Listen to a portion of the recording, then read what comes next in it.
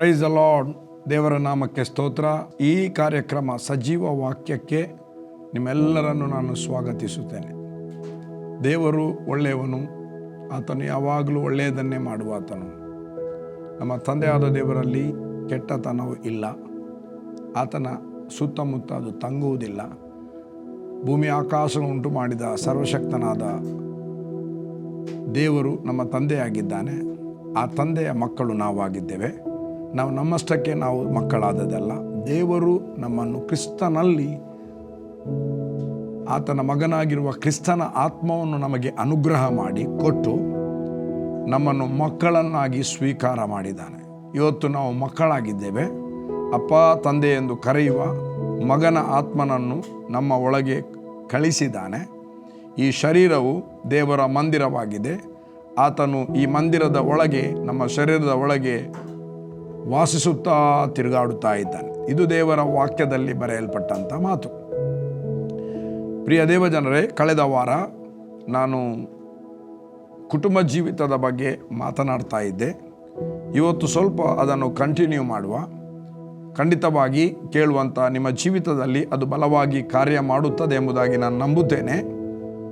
ಪವಿತ್ರಾತ್ಮನು ಕೊಡುವ ದೇವರ ಮಾತುಗಳನ್ನು ನಾವು ಕೇಳಿ ಇತರರನ್ನು ಬಲಪಡಿಸುವುದಕ್ಕಾಗಿ ಅದನ್ನು ನಾವು ಹೇಳುವಾಗ ಕೇಳಿದವರ ಜೀವಿತವು ಕ್ರಿಸ್ತನಲ್ಲಿ ಸಂಪೂರ್ಣವಾಗಿ ಬದಲಾಗುತ್ತದೆ. ಅವರು ಸಮಾಧಾನದಲ್ಲಿ ಜೀವಿಸ್ತಾರೆ. ಹಾಗಾಗಿ ಗಂಡ ಹೆಂಡತಿ ಮದುವೆ ಎಂಬುದು ಭೂಲೋಕದವರ ಆಲೋಚನೆ ಅಲ್ಲ, ಭೂಲೋಕದವರ ಯೋಜನೆ ಅಲ್ಲ, ಭೂಲೋಕದಲ್ಲಿರುವಂಥ ಅವರ ಉದ್ದೇಶ ಅಲ್ಲ. ಪ್ರಥಮ ಮದುವೆ ದೇವರ ಉದ್ದೇಶಾನುಸಾರವಾಗಿ ನೇಮಿಸಲ್ಪಟ್ಟಿತು ಅಥವಾ ಮಾಡಲ್ಪಟ್ಟಿತು. ದೇವರು ಸಕಲ ವಿಧವಾದ ಪ್ರಾಣಿಗಳನ್ನೆಲ್ಲವನ್ನು ಮಾಡಿದ, ಭೂಮಿ ಆಕಾಶಗಳನ್ನೆಲ್ಲ ಮಾಡಿದ. ಆದರೆ ಮನುಷ್ಯನನ್ನು ಮಣ್ಣಿನಿಂದ ಮಾಡಿದ, ಎಲ್ಲವನ್ನು ಮಾಡಿದ. ಮನುಷ್ಯನನ್ನು ಕೂಡ ಮಾಡಿದ. ಯಾರನ್ನು? ಆದಾಮನನ್ನು ಮಣ್ಣಿನಿಂದ ಮಾಡಿದ.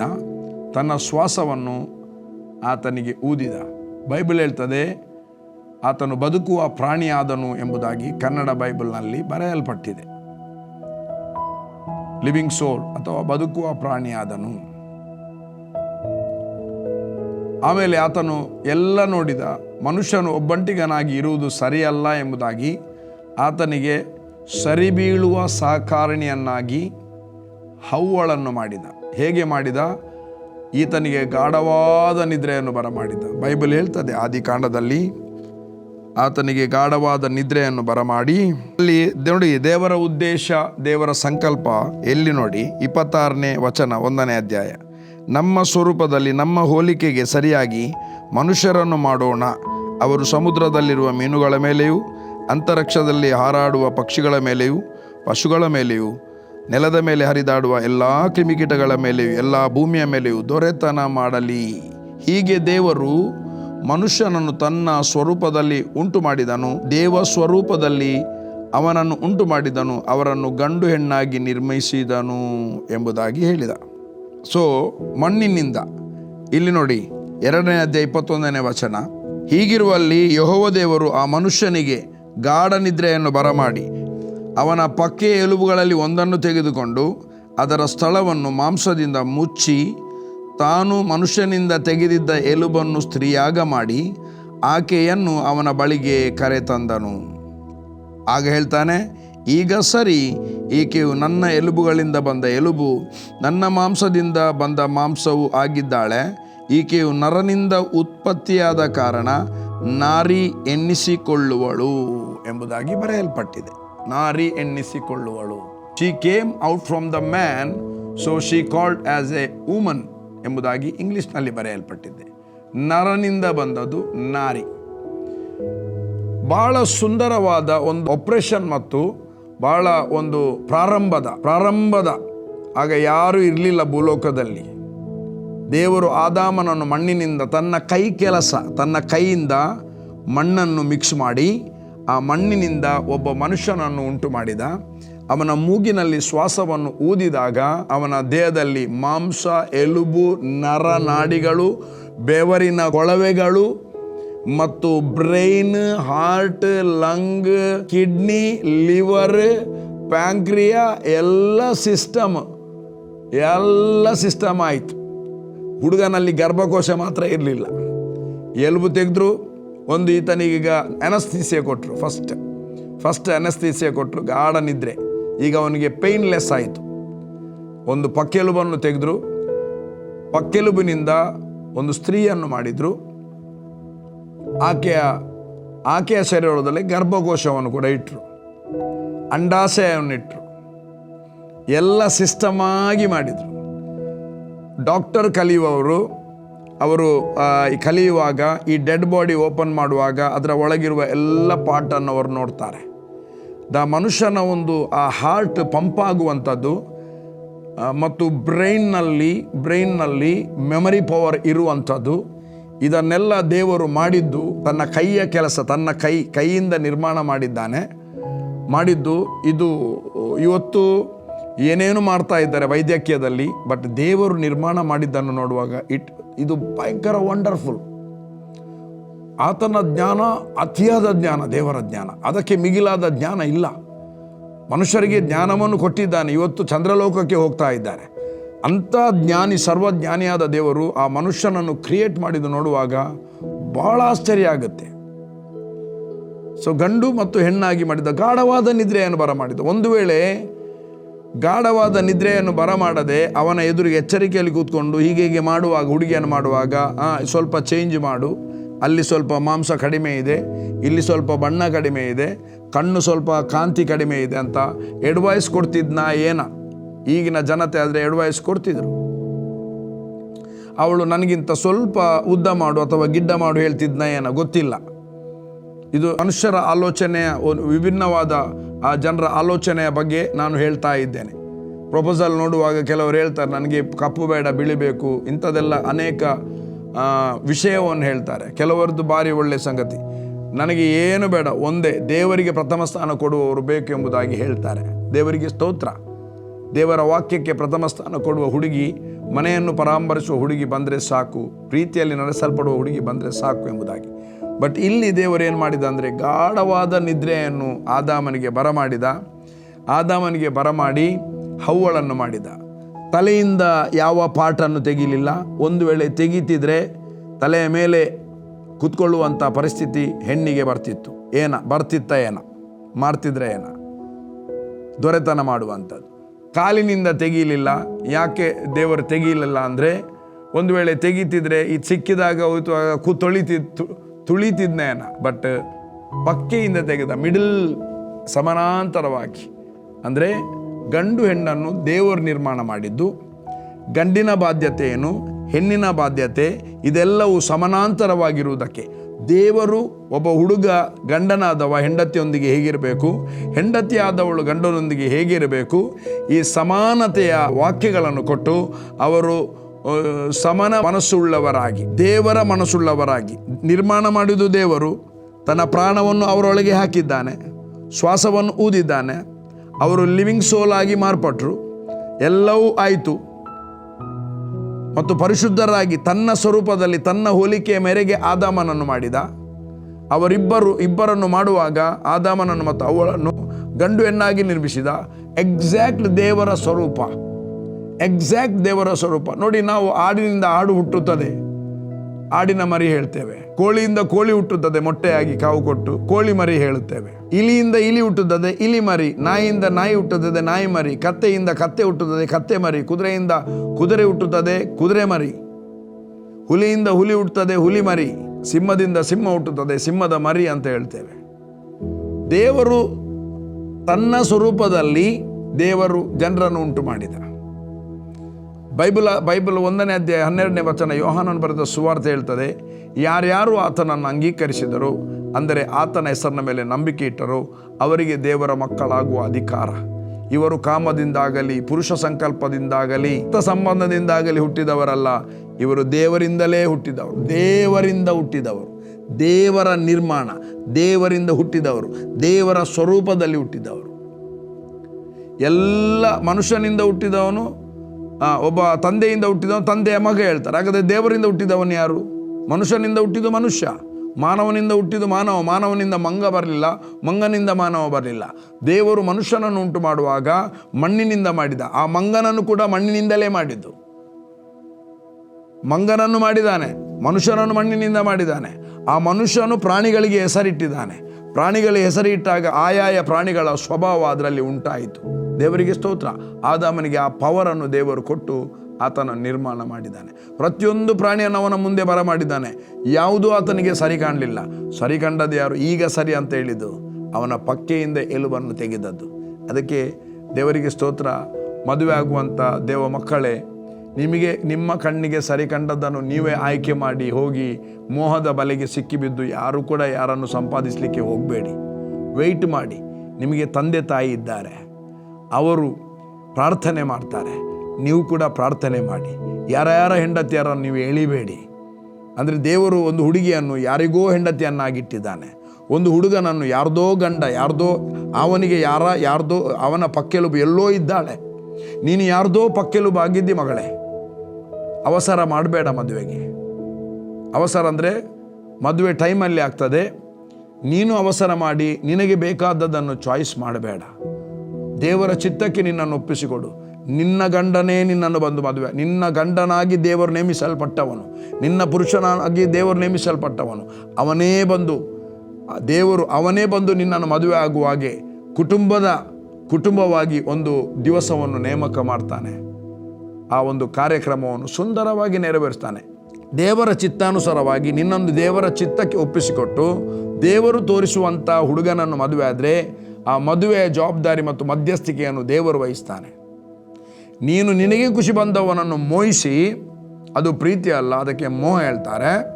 ಮದುವೆ ಆದರೆ ಅದು ಹುಡುಗ ಆಗಲಿ ಹುಡುಗಿ ಆಗಲಿ, ದೇವರು ಅದರ ಮಧ್ಯಸ್ಥಿಕೆಯನ್ನು ವಹಿಸುವುದಿಲ್ಲ. ದೇವರ ಮಕ್ಕಳು, ದೇವರ ಜನಾಂಗ ಆದಂಥ ಹುಡುಗ, ರಕ್ಷಣೆ ಹೊಂದಿರುವಂಥ ಹುಡುಗ, ಬಾರ್ನೆಗೇನ್ ಆದಂಥ ಹುಡುಗ, ಬಾರ್ನೆಗೇನ್ ಆದ ಹುಡುಗಿಯನ್ನೇ ಮದುವೆ ಆಗಬೇಕು. ಇದು ಬಿಬ್ಲಿಕಲ್. ನಮಗೆ ಖುಷಿ ಬಂದವದನ್ನು ಆಗುವಂಥದ್ದಲ್ಲ.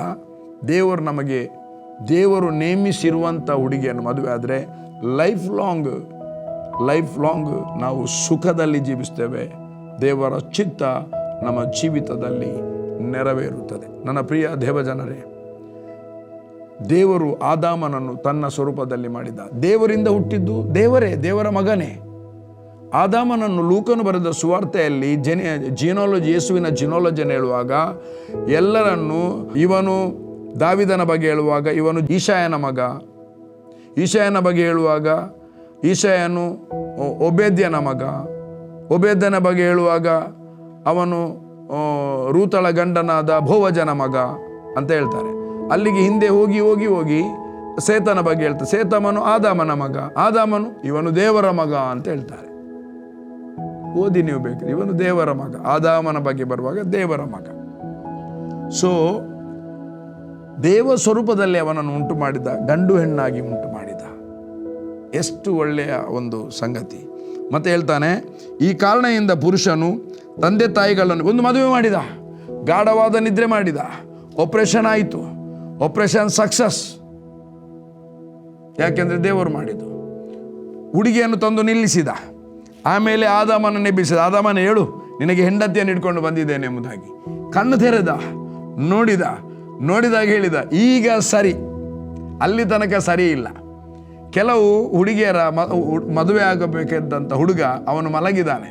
ನೀವು ಪ್ರಾರ್ಥನೆ ಮಾಡಿ ನಿಮ್ಮ ಆದಾಮನ ನಿದ್ರೆಯಿಂದ ಎಬ್ಬಿಸಿ ಎದ್ದಾಗ ಬರ್ತಾನೆ ಹುಡುಕಿಕೊಂಡು ಮನೆಗೆ. ಕುಟುಂಬದವರ ಮೂಲಕವಾಗಿ ರೈಟ್ ಆದ ಪ್ರಪೋಸಲ್ ಸೆಟ್ ಆಗ್ತದೆ, ಬೇಗನೆ ಮದುವೆ ಆಗುತ್ತೆ. ರೈಟ್ ಟೈಮಲ್ಲಿ ಮದುವೆ ಆಗ್ತದೆ, ಲೇಟ್ ಆಗೋದಿಲ್ಲ. ಪ್ರಿಯ ಸಹೋದರ ಸಹೋದರಿ, ನಿನ್ನ ಮದುವೆ ಒಂದು ವೇಳೆ ಈಗ ಆಗದೆ ಇರುವುದಾದರೆ, ನಿನ್ನ ಫ್ರೆಂಡ್ಸ್ನವರಿಗೆಲ್ಲ ಮದುವೆ ಆಯಿತು, ಅಯ್ಯೋ ಅವರಿಗೆ ಮದುವೆ ಆಗ್ತಾ ಇದೆ ಅಲ್ಲ, ನನಗೆ ಲೇಟ್ ಆಗ್ತಾ ಇದೆಯಲ್ಲ, ನಾನೊಂದು ಬಿಲೀವರ್ ಆಗಿ ನನಗೆ ಮದುವೆ ಯಾಕೆ ಇಷ್ಟು ಲೇಟ್ ಆಗ್ತದೆ, ಅವರಿಗೆ 2 ಮಕ್ಕಳು ಕೂಡ ಆಯಿತು ನನ್ನ ಕ್ಲಾಸ್ಮೇಟ್ಸಿಗೆ, ನನಗೆ ಇನ್ನೂ ಕೂಡ ಮದುವೆನೇ ಆಗಲಿಲ್ಲ, ಪ್ರಪೋಸಲ್ ಬರ್ತಾ ಇದೆ, ಸೂಟ್ ಆಗ್ತಾ ಇಲ್ಲ. ಡೋಂಟ್ ವರಿ, ಬಂದೆಲ್ಲ ಪ್ರಪೋಸಲ್ ಅದು ನಿನ್ನ ಗಂಡ ಅಲ್ಲ, ನಿನ್ನ ಹೆಂಡತಿ ಆಗುವವಳಲ್ಲ, ಅದು ಬೇರೆಯವ್ರದ್ದು. ಅದಕ್ಕೆ ತಪ್ಪಿದು. ದೇವರು ಒಳ್ಳೆಯ ಕೆಲಸ ಮಾಡಿದ್ದಾನೆ. ಒಂದು ದಿವಸ ಒಬ್ಬ ಹುಡುಗ ನನ್ನ ಮನೆ ಹತ್ರ, ನನ್ನ ಕಸಿನ್, ಅವನಿಗೆ ಒಂದು ಪ್ರಪೋಸಲ್ ಮನೆಯವರು ಸೇರಿ ಅಲ್ಲಿ ಉಂಟು, ನಡುವಿನಲ್ಲಿ ಪ್ರಪೋಸಲ್ ಮಾಡುವವರಿದ್ದಾರೆ. ಅವರನ್ನು ಕರ್ಕೊಂಡು ಹೋದರು. ಮನೆಯಲ್ಲಿ ಎಲ್ಲ ಆಯಿತು. ಲಾಸ್ಟಿಗೆ ಹುಡುಗನಿಗಿಂತ ಸ್ವಲ್ಪ ಉದ್ದ ಎಂಬುದಾಗಿ ಡೌಟ್ ಆಗಿ ಗೋಡೆ ಹತ್ರ ನಿಲ್ಲಿಸಿದ್ರು. ಇಬ್ಬರನ್ನೊಟ್ಟಿಗೆ ಹೈಟ್ ನೋಡಿದರು. ಹೈಟ್ ನೋಡುವಾಗ ಇಲ್ಲ ಸ್ವಲ್ಪ ಚಿಕ್ಕದೇ ಇದ್ದಾಳೆ, ಎಲ್ಲ ಆಯಿತು, ಓಕೆ ಅಂತಾಯಿತು. ನಡುವಿನಲ್ಲಿ ರಾಪಕ್ಕ ಹುಡುಗನ ಪ್ರಪೋಸಲ್ ಬೇಡ ಅಂತಾಯಿತು. ನನಗೆ ನ್ಯೂಸ್ ಬಂತು 1 ವಾರದ ನಂತರ. ಮತ್ತು ನಾನು ಆ ಮನೆ ಹತ್ರ ಒಂದು ಹೋಟೆಲ್ ಇದೆ, ಹೋಟೆಲಲ್ಲಿ ಚಹಾ ಕುಡಿಯುವಾಗ ಅವು ಬಂದಾಗ ಇಲ್ಲಿ ಕರೆದೆ ಅವನ ಹೆಸರು ಹೇಳಿ ಕರೆದೆ, ಇಲ್ಲಿ ಬಾ ಅಂತ. ಏನಾಯ್ತು ಮಾರೆ ನಿನ್ನ ಪ್ರಪೋಸಲ್, ನಿನಗೆ ಪ್ರಪೋಸಲ್ ಆಗಿತ್ತಂತ. ಅವನಿಗೆ ಸಿಟ್ಟು ಬಂದು ಸಿಟ್ಟಿನಲ್ಲಿ ನನ್ನ ಮೇಲೆಲ್ಲ ಆ ವ್ಯಕ್ತಿಯ ಬಗ್ಗೆ ಅವಹೇಳನಕಾರಿ ಮಾತುಗಳನ್ನು ಹೇಳಿ ಅವನು ಯಾವ ವ್ಯಕ್ತಿ ಹೆಸರು ಹೇಳಿದ ಆ ವ್ಯಕ್ತಿ ಅವನು ಹೋಗುವ ಸಭೆಯಲ್ಲಿ ಎಲ್ಡರ್ ಆಗಿದ್ದರು. ಅವರು ಅಭ್ಯಾಸ ಒಂದು ವರ್ಡ್ ಹೇಳಿದ ಅವರು ನನ್ನ ಪ್ರಪೋಸಲನ್ನು ತಪ್ಪಿಸಿದ್ರು ಅಂತ. ಅವನು ಬಾರ್ನ್ ಆಗಿದ್ದ, ಬ್ಯಾಪ್ಟಿಸಮ್ ತಗೊಂಡಿದ್ದ, ಮತ್ತು ಸಭೆಗೆ ಬರುವಂಥದ್ದನ್ನು ಬಿಟ್ಟ ಅವನ ಇಷ್ಟವಾಗಿ ಜೀವಿಸಲಿಕ್ಕೆ ಪ್ರಾರಂಭ ಮಾಡಿದ್ದ. ಹಾಗಾಗಿ ಅವನ ಹತ್ರ ಹೇಳಿದೆ, ನೀನು ಫಸ್ಟ್ ಹೋಗಿ ಒಂದು ಬಾಕ್ಸ್ ಚಾಕ್ಲೇಟ್ ತಗೊಂಡು ಯಾರು ನಿನ್ನ ಪ್ರಪೋಸಲನ್ನು ತಪ್ಪಿಸಿದಾರಲ್ಲ ಅವರಿಗೆ ಕೊಡು, ಶೇಕ್ ಹ್ಯಾಂಡ್ ಮಾಡು, ಥ್ಯಾಂಕ್ ಯು ವೆರಿ ಮಚ್, ನೀವು ನನಗೆ ಬಂದ ಪ್ರಪೋಸಲನ್ನು ತಪ್ಪಿಸಿದ್ದೀರಿ, ದೇವರ ಚಿತ್ತವಿಲ್ಲದ ಮದುವೆ ಇದು, ಮದುವೆ ದೇವರ ಚಿತ್ತ ಇಲ್ಲದ ಮದುವೆ, ನೀವು ತಪ್ಪಿಸಿದ್ದಕ್ಕೆ ಧನ್ಯವಾದಗಳು ಅಂತ ಹೇಳಿ ಬಾ, ಮತ್ತೊಂದು ಬಾಕ್ಸ್ ಚಾಕ್ಲೇಟ್ ಸಹ ಕೊಡು. ಅದು ಅವರು ತಪ್ಪಿಸಿದ್ದಲ್ಲ, ದೇವರು ನಿನಗಾಗಿ ಸಹಾಯ ಮಾಡಿದ್ದಾನೆ. ಅವಳು ನಿನ್ನ ಹೆಂಡತಿ ಅಲ್ಲ, ಅವಳು ಬೇರೆಯವಳ ಹೆಂಡತಿ. ಹಾಗಾಗಿ ದೇವರು ನಿನ್ನನ್ನು ಪ್ರೀತಿಸಿ ಈ ಮದುವೆಯನ್ನು ತಪ್ಪಿಸಿದ್ದಾನೆ. ಸ್ವಲ್ಪ ಅವನಿಗೆ ಹೇಳಿದೆ, ನಿನಗೆ ಒಂದು ಹುಡುಗಿ ಸಿಗ್ತದೆ, ಬಾರ್ನೆಗೆನಾದ ಹುಡುಗಿಯೇ ನಿನ್ನನ್ನು ಮದುವೆ ಆಗ್ತಾಳೆ, ನೀನು ದೇವರ ಕಡೆಗೆ ತಿರುಗಿಕೋ ಎಂಬುದಾಗಿ ಎಚ್ಚರಿಕೆಯ ಮಾತನ್ನು ಹೇಳಿ ಬಂದೆ. ಆದರೆ ದೇವರಿಗೆ ಸ್ತೋತ್ರ, ಅವನಿಗೆ ಒಂದು ಪ್ರಪೋಸಲ್ ಆಯಿತು. ಬಾರ್ನೆಗೆನಾದ ಹುಡುಗಿಯೇ ಆತನನ್ನು ಮದುವೆ ಆದಳು. ಮದುವೆ ವಿಜೃಂಭಣೆಯಿಂದ ಆಯಿತು, ಒಳ್ಳೆಯಲ್ಲಿ ಆಯಿತು, ಮತ್ತು ಈಗ ಅವನಿಗೆ ಮಗು ಕೂಡ ಆಗಿದೆ.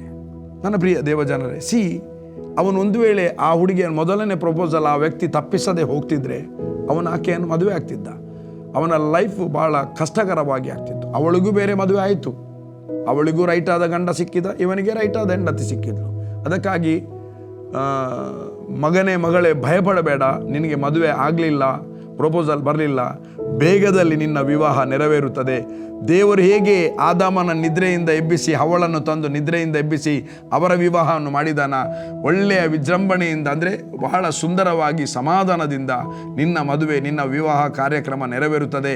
ನೀನು ಒಂದು ವೇಳೆ ಹುಡುಗಿಯಾಗಿರುವುದಾದರೆ ನಿನ್ನ ಆದಾಮನು, ರೈಟ್ ಆದ ಆದಾಮನು ಬರುತ್ತಾನೆ. ನೀನು ಹುಡುಗನಾಗಿದ್ದರೆ ದೇವರು ನಿನಗೋಸ್ಕರ ಹವ್ವಳ ಅಂತ ಹೇಗೆ ಹವ್ವಳನ್ನು ತಂದು ವಿವಾಹ ಮಾಡಿದ ಅದೇ ರೀತಿಯಾಗಿ ರೈಟ್ ಆದ ಕನೆಕ್ಷನ್ ನಿನಗೆ ಉಂಟಾಗಿ ದೇವರು ನಿನ್ನ ವಿವಾಹ ಕಾರ್ಯವನ್ನು ನೆರವೇರಿಸ್ತಾನೆ. Be ready, get ready and be in prayer. ದೇವರನ್ನು ಪ್ರೀತಿ ಮಾಡುವುದರಲ್ಲಿ, ದೇವರಿಗೆ ಪ್ರಥಮ ಸ್ಥಾನ ಕೊಡುವುದರಲ್ಲಿ ನೀವು ಮಾತ್ರ ಅಲುಗಾಡಬೇಡಿ. ಮತ್ತು ದೇವರಿಗೆ ಇಚ್ಛೆ ಇಲ್ಲದ ಕಾರ್ಯಕ್ಕೆ ಕೈ ಹಾಕಬೇಡಿ. ತಂದೆ ತಾಯಿಗಳಿಗೆ ಅಧೀನರಾಗಿರಿ, ವಿಧೇಯರಾಗಿರಿ. ಆವಾಗ ನಿಮ್ಮ ಮದುವೆ 2 ವರ್ಷ ತಡ ಆಗುವಂಥದ್ದು 2 ವರ್ಷಕ್ಕಿಂತ ಮೊದಲೇ ರೈಟ್ ಆದ ಟೈಮಲ್ಲಿ ಆಗುತ್ತದೆ. ದೇವರು ನೇಮಿಸಿದ ಟೈಮಲ್ಲಿ ಮದುವೆ ಆಗ್ತದೆ. ತಂದೆ ತಾಯಿಗಳಿಗೆ ಗೌರವಿಸುವಂಥದ್ದನ್ನು, ಅವರ ಮಾತುಗಳನ್ನು ಕೇಳಿರಿ. ಅವರು ಇಂಥವರ ಹತ್ರ ಮಾತಾಡಬೇಡ ಅಂತ ಹೇಳಿದರೆ ಅವರಿಗೆ ಡಿಸ್ಟರ್ಬ್ ಆಗಿರುವಾಗ ಮಾತನಾಡಬೇಡಿ. ದೇವರ ಹತ್ರ ಜಾಸ್ತಿ ಮಾತನಾಡಿ. ತಂದೆ ತಾಯಿಗಳಿಗೆ ಅಧೀನರಾಗಿ ದೇವರ ವಾಕ್ಯಕ್ಕೆ ಪ್ರಥಮ ಸ್ಥಾನ ಕೊಡಿ. ಆಗ ನೀವು ಹೇಗೆ ಮಾಡಬೇಕೆಂಬುದಾಗಿ ದೇವರ ಆತ್ಮನ ಮೂಲಕ ನಡೆಸಲ್ಪಟ್ಟು ಎಲ್ಲ ಕಾರ್ಯಗಳು ದೇವರಿಗೆ ಮೆಚ್ಚುಗೆಯಾಗಿಯೂ ದೇವರ ಚಿತ್ತಾನುಸಾರವಾಗಿ ಅದು ನಡೆಸಲ್ಪಡುತ್ತದೆ.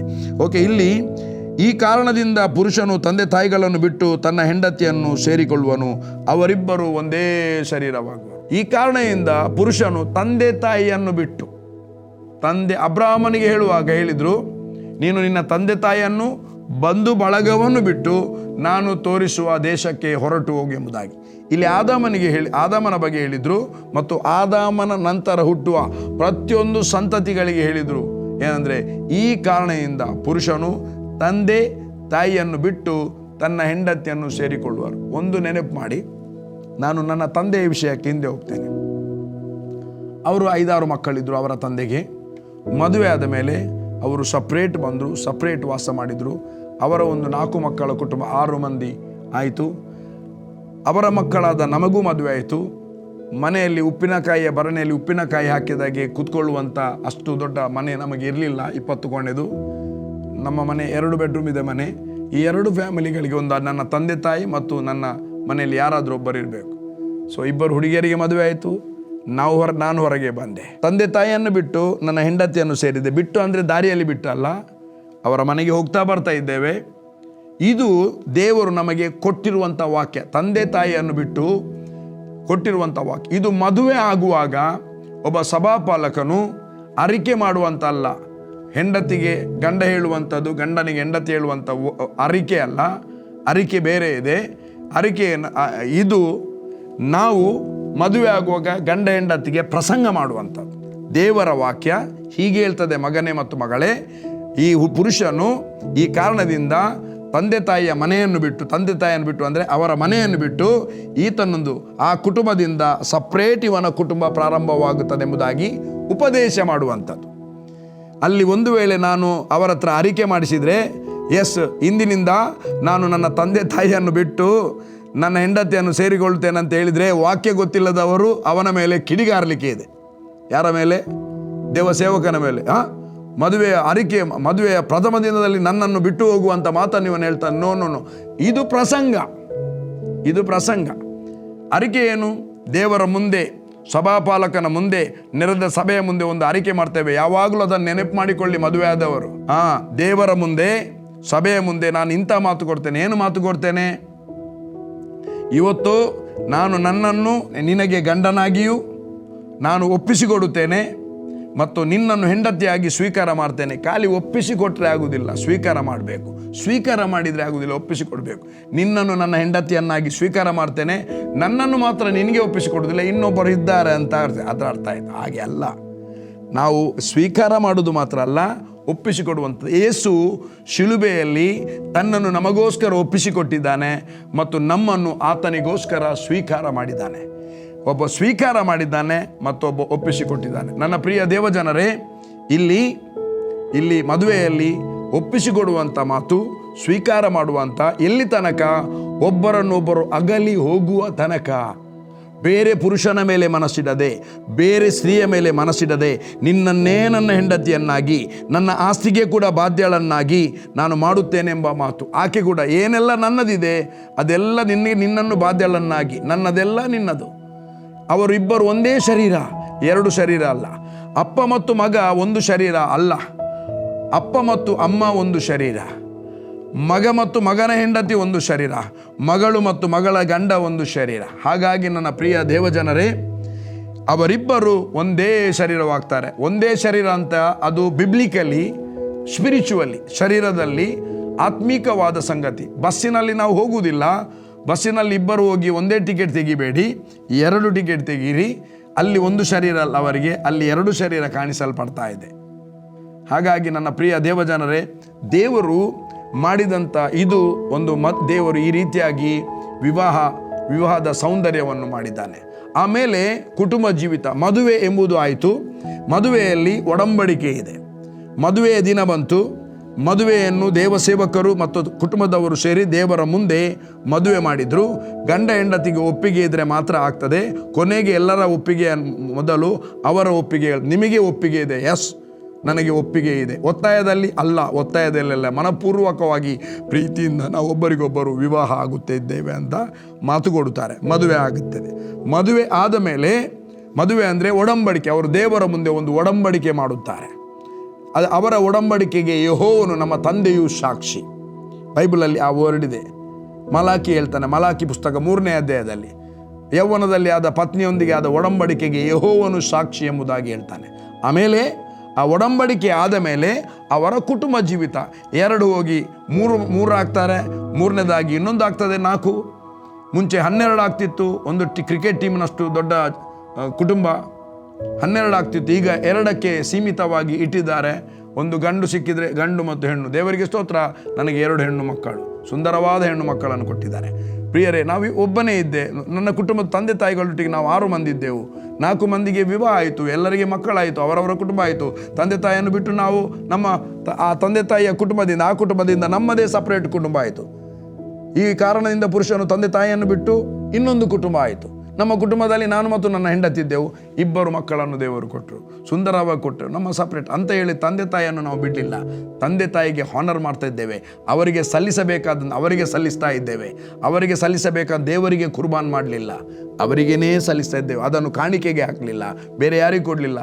ಹೇಗೆ ತಂದೆ ತಾಯಿಯನ್ನು ಪರಾಮರ್ಶಿಸಬೇಕು ಅದನ್ನು ನಾವು ಮಾಡ್ತಾ ಇದ್ದೇವೆ. ಇದು ನಾವು ಮಾಡಬೇಕಾದದ್ದು ಪ್ರಿಯರೇ. ಇದು ಕುಟುಂಬ.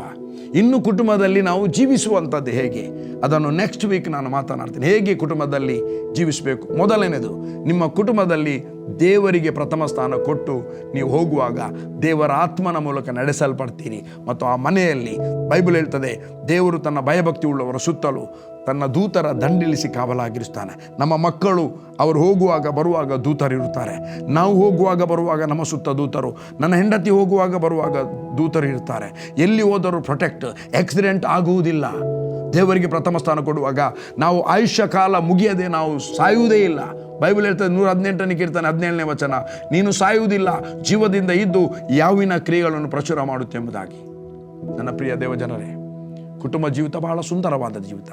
ನೆಕ್ಸ್ಟ್ ವೀಕ್ ನಾನು ಕುಟುಂಬ ಜೀವಿತ ಅಂದರೆ ಏನು ಎಂಬುದಾಗಿ ಮಾತನಾಡ್ತೇನೆ. Thank you lord. ಅದೇ ಆದ ದೇವರೇ, ಗಂಡು ಹೆಣ್ಣನ್ನು ನೀನು ಒಂದು ಮಾಡಿದಾತನು, ಅವರನ್ನು ಒಂದೇ ಶರೀರವನ್ನಾಗಿ ಮಾಡಿ, ಸಪ್ರೇಟ್ ಕುಟುಂಬವನ್ನಾಗಿ ಮಾಡಿ, ಅವರನ್ನು ಆಶೀರ್ವದಿಸಿ ಸಂತಾನದಲ್ಲಿ ಫಲಭರಿತರಾಗುವಂತೆ ಮಾಡಿ ಐಶ್ವರ್ಯವಂತರನ್ನಾಗಿ ಮಾಡಿದ್ದಿ. ಅದಕ್ಕಾಗಿ ನಿನಗೆ ಸ್ತೋತ್ರ. ಎಲ್ಲ ಕುಟುಂಬಗಳು ಆಶೀರ್ವದಿಸಲ್ಪಡಲೆಂಬುದಾಗಿ ನಾನು ಪ್ರಾರ್ಥಿಸುತ್ತೇನೆ. ಯೇಸುವಿನ ನಾಮದಲ್ಲಿ ತಂದೆಯೇ, ಆಮೆನ್, ಆಮೆನ್, ಆಮೆನ್.